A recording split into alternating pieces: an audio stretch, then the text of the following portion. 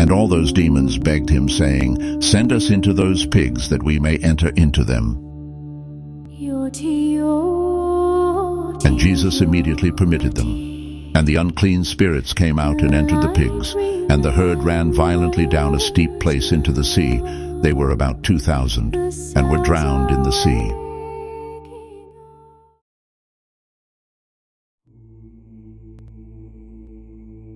It all began in a setting that seemed ordinary, but which was loaded with deep spiritual meaning, the far side of the Lake of Galilee. There, away from the watchful eyes of the crowds that always gathered to listen to Jesus, one of the most impactful episodes of all the Gospels was about to take place. It would not be just another miracle. It would not be just a liberation, but a direct confrontation between the kingdom of God and the empire of darkness. Before we get to the encounter with that tormented man, we need to understand the context. Jesus and his disciples were not at the lakeside by chance. The previous chapter, in Mark 4, shows us one of the most well-known scenes, the storm at sea. After teaching the crowd in parables about the kingdom of heaven, Jesus asks his disciples to cross the lake. They get on the boat, and suddenly a big storm surprises them. The wind was blowing hard, the waves were rising, and the boat seemed about to sink. It is at this moment that Jesus, lying in the stern, simply stands up and says, "Silence, calm down." Mark 4:39. The wind obeys, the sea quiets down, and a great fear takes hold of the disciples. They ask themselves, "Who is this, that even the wind and the sea obey him?" The crossing was not only geographical, it was spiritual. There was a purpose in getting to the other side. If Jesus faced a storm, it was because there was someone on that shore who needed him. And this is where Mark 5 begins. As soon as Jesus steps on solid ground, something impressive happens. From the graves, from the cemeteries, a man emerges. It wasn't just any man. He was in constant suffering, overwhelmed by unseen forces that no one could control. He walked among the tombs, screaming, wounded, covered with scars. Society had already given up on him. They tried to bind him with chains. They tried to calm him down, but nothing worked. He broke shackles, tore ties, and lived in constant torment. Imagine the scene, an isolated place, surrounded by heavy silence, broken only by the cries of pain that echoed night and day. The wind coming from the lake brought with it the damp smell of open graves. Among the stones and caves used as tombs, a man wandered as if he were part of that place. He didn't live in a house. He didn't live with his family. He didn't work. He didn't celebrate parties.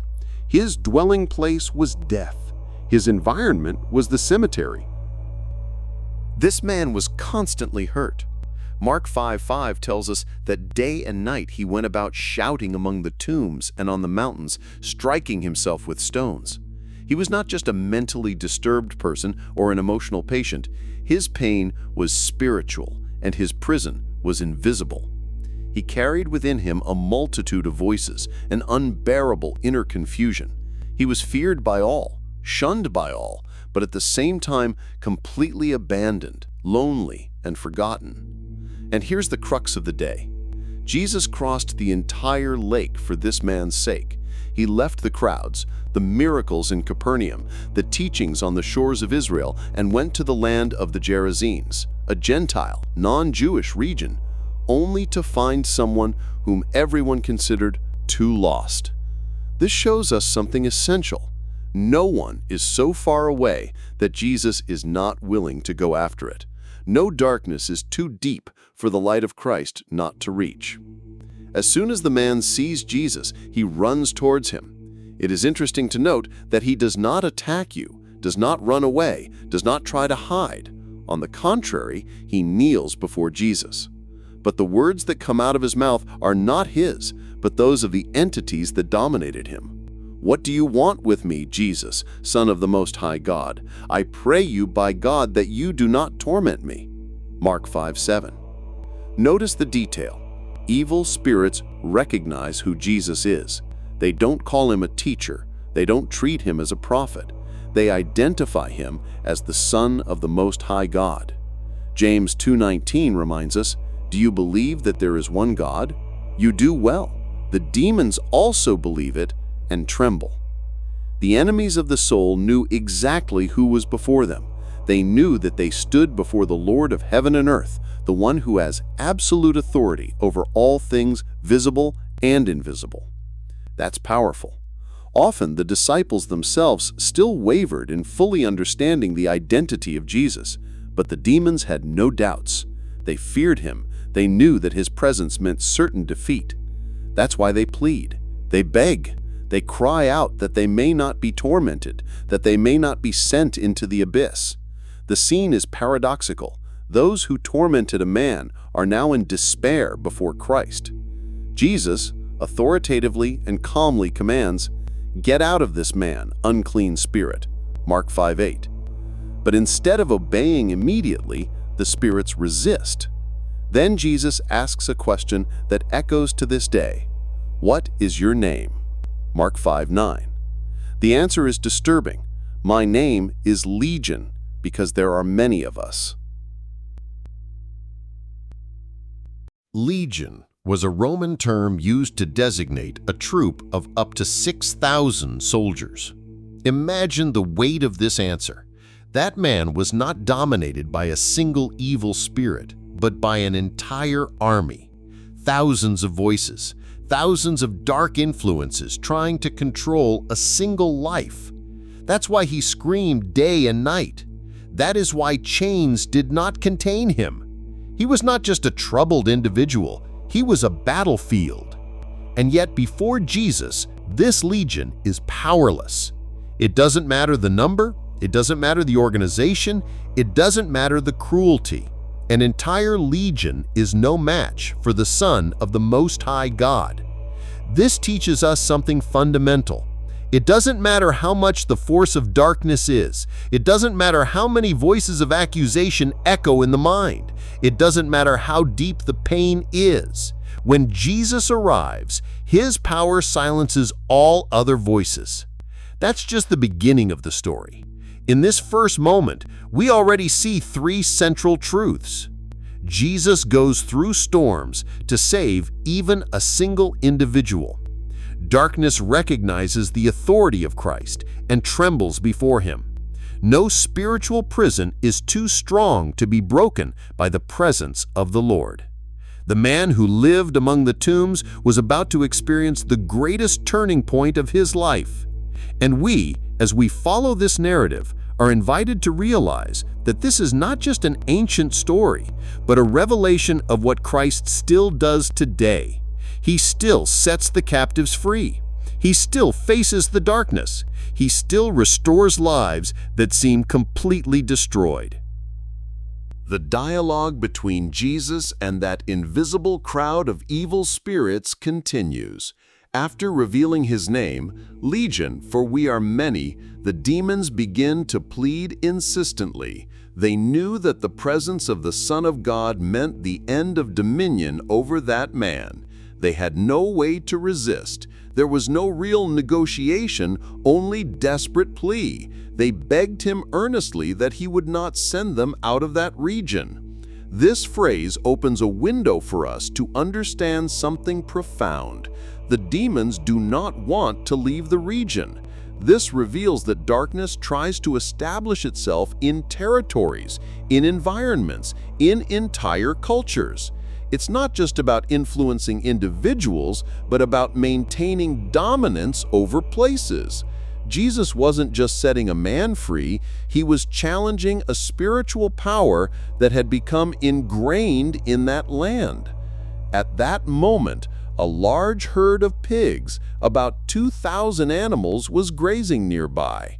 The demons, realizing that they would be cast out, plead, "Send us to the swine, that we may enter into them." And here is a question that always arises: why did the demons ask for this? First, because its nature is one of destruction. Jesus himself stated at John 10:10, "The thief comes only to steal and kill and destroy." Evil spirits do not rest until they destroy something. If they could no longer destroy that man, they would look for another target. Second, because pigs, for the Jewish context, were unclean animals. There was therefore a symbology. What is impure becomes a natural dwelling for what is unclean. Third, because by throwing themselves at the pigs, they would publicly reveal their true intention: to kill and annihilate. Jesus then allows it. He gives the order. And this is where many get confused. Why would Jesus allow an entire herd to be destroyed? The answer is simple and profound: because a man's life is worth infinitely more than any material property. 2,000 pigs is not equivalent to the value of a liberated soul. Furthermore, by allowing spirits to enter the animals, Jesus exposed the murderous nature of darkness. If those spirits remained hidden while they were in man, now their cruelty becomes visible to all. As soon as they receive permission, the demons leave the man and enter the pigs. The scene is chaotic. The whole herd, seized with sudden despair, runs uncontrolled towards the precipice. The ground shakes with the running of the animals. The sound is deafening, and in an instant, thousands of bodies plummet into the sea and drown. What was a cemetery for men now becomes the tomb of animals. The abyss receives confirmation that the presence of darkness inevitably leads to destruction. This scene has an extraordinary symbolic force. The sea, in the Jewish mindset, was often seen as a place of chaos, of threat, of the habitation of monsters. Pigs running towards the sea are not just desperate animals. They are a visible representation of the final destination of darkness, the abyss.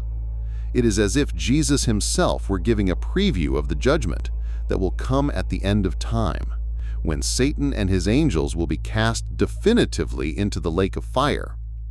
The herd's caretakers watch everything with their mouths open. Men accustomed to dealing with animals, men who knew the behavior of beasts, now witness something inexplicable. No noise, no predator, no natural factor could make 2,000 pigs launch into the sea together. It was evident that something supernatural had occurred. They run around the region and start spreading the news. Soon the whole city and the surrounding fields are in an uproar. People hurried to the place to see what had happened. And when they arrive, they are faced with the most startling scene. That man, who had previously lived naked, screaming and hurting himself among the tombs, is now sitting, clothed and in his right mind, at the feet of Jesus. This contrast is too powerful to ignore. He whom no one could dominate is now submissive to the Master. He who lived in total isolation is now in communion. He who was constantly injured is now at peace. Where there was once chaos, there is now order. Where there was despair, there is now serenity. But the crowd's reaction is not what we would expect. Instead of celebrating the man's deliverance, instead of rejoicing in the end of so much torment, they are overwhelmed by fear. Mark records, "And they were afraid." Fear is a common reaction to what we cannot explain. They saw the power of Jesus, but instead of recognizing the glory of God, they felt threatened. And it wasn't just fear of the supernatural, it was also economic fear. 2,000 pigs had been lost, and entire wealth had disappeared into the sea. For many in that region, the release of one man was not worth the price of a herd. Economics spoke louder than mercy. The attachment to goods spoke louder than the value of life. Therefore, instead of asking Jesus to stay, they asked him to leave, and they began to beseech him to come out of their territory. This is one of the saddest scenes in the gospel. They preferred to keep their customs, their possessions, and their way of life, even if it meant continuing to live with the dominion of darkness, rather than receiving the liberating presence of the Son of God. Here we learn a hard lesson. Not everyone celebrates liberation. Not everyone is ready to receive the transformation that Jesus brings. There are those who prefer the known currents instead of the freedom that requires renunciation. There are those who value the lost flock more than the saved soul. Jesus does not force his presence. He does not impose his company. When they ask him to leave, he just goes back to the boat. But before that, the liberated man, now in his right mind, pleads, "Let me go with thee." This request makes perfect sense. After experiencing such liberation, the natural desire is never to move away from those who brought new life. But surprisingly, Jesus does not allow it. Instead, he gives a mission. Go home to your loved ones and tell them all that the Lord has done for you and how he has had mercy on you. Mark 5:19. This man, who previously had no voice of his own, now receives a new identity and a new voice. He becomes a missionary in his own land, a preacher of God's grace. And the result? Then the man went away and began to announce in Decapolis how much Jesus had done for him, and they were all astonished. Mark 5:20. Decapolis was a region of 10 cities of Greco-Roman culture, full of pagan influences. It is significant that the first missionary sent by Jesus to this Gentile territory was not one of the 12, but a man once demon-possessed. He who lived among the tombs becomes a bearer of life. He who was feared by all becomes a witness to all. The second block, therefore, shows us 3 central realities. The fate of darkness is always destruction, symbolized by the pigs throwing themselves into the sea. The presence of Jesus completely transforms human life, but it can generate rejection in hearts that do not want to change. Personal witness is one of the most powerful forms of evangelism. The freedman becomes a missionary in the Decapolis. This is the dynamic of the kingdom. Jesus conquers darkness, frees the captive, confronts material attachment, and sends the restored to be proclaimers of grace. This episode is also a preview of Christ's final victory. The demons that entered the pigs had a temporary destination, the sea. But the eternal destiny of darkness is described in Revelation 20:10, the lake of fire, prepared for the devil and his angels.